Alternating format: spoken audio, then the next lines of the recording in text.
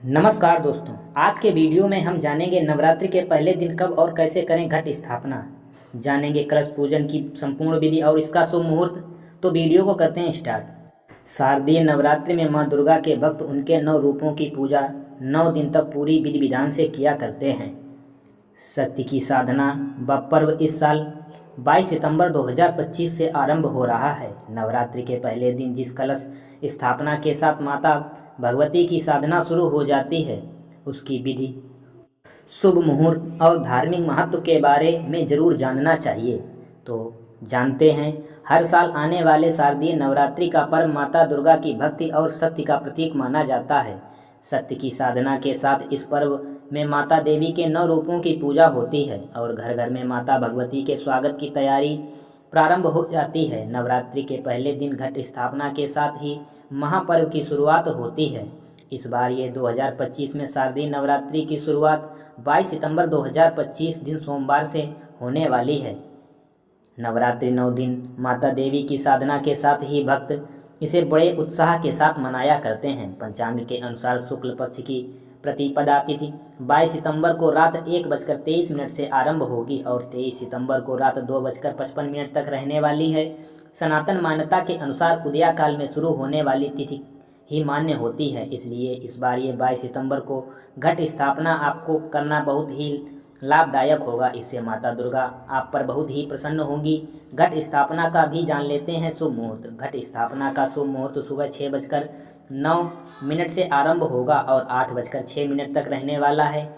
अगर कोई इस समय पूजा नहीं कर सकता है तो अभिजीत मुहूर्त में यानी 11:49 से लेकर 12:38 तक घट स्थापित किया जा सकता है। पहले दिन बन रहे शुभ योग। नवरात्रि की शुरुआत इस बार बेहद ही शुभ मानी जा रही है, क्योंकि इस दिन शुक्ल और ब्रह्म योग जैसे सकारात्मक योग बन रहे हैं। इन योगों में पूजा करना बहुत ही मांगलिक माना जाता है। इससे मनोकामनाएं पूर्ण होती हैं और घर में सुख शांति और समृद्धि आ जाती है। अब हम जान लेते हैं घट स्थापना की संपूर्ण विधि।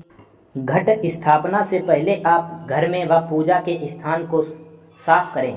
उसके बाद आप स्नान करें और स्वच्छ वस्त्र पहनें। अगर संभव हो तो बिना सिले वस्त्र ही धारण करें। अगर पूजा स्थल पर उत्तर या पूर्व की ओर मुंह करके बैठें तो ये बहुत ही शुभ बताया गया है।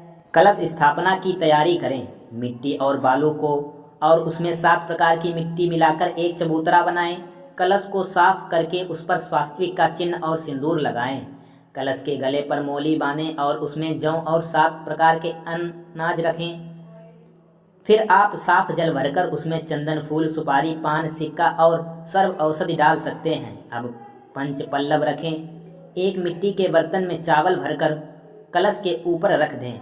अंत में आप नारियल में लाल कपड़ा लपेटकर उस चावल से भरे बर्तन में उस लाल नारियल के कपड़े से बंधा उसके ऊपर स्थापित करें। पूजा के साथ करें कलश स्थापना। अब पूरे श्रद्धा भाव से पूजा करें और कलश को देवी देवताओं के प्रति मानते हुए उसमें सभी शक्तियों का आह्वान करें। भगवान वरुण, देवी पृथ्वी, देवगण, वेद सभी प्रकार को कलश में आमंत्रित किया जा सकता है।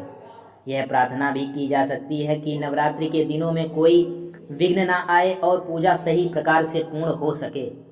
देवी के आगमन की शुरुआत कलश स्थापना के बाद ही माता दुर्गा के 9 रूपों की पूजा का क्रम शुरू होता है। हर दिन अलग अलग रूपों का पूजन किया जाता है। नवरात्रि के पहले दिन शैलपुत्री की आराधना की जाती है। नवरात्रि में न सिर्फ पहले दिन बल्कि 9 दिनों में माता भगवती के सामने दीप जलाकर धूप दीप और नैवेद्य अर्पित करें। रोज सुबह शाम माता की आरती और माता सप्तशती का पाठ करना अति आवश्यक बताया गया है। ये थी नवदुर्गा से संबंधित जानकारी।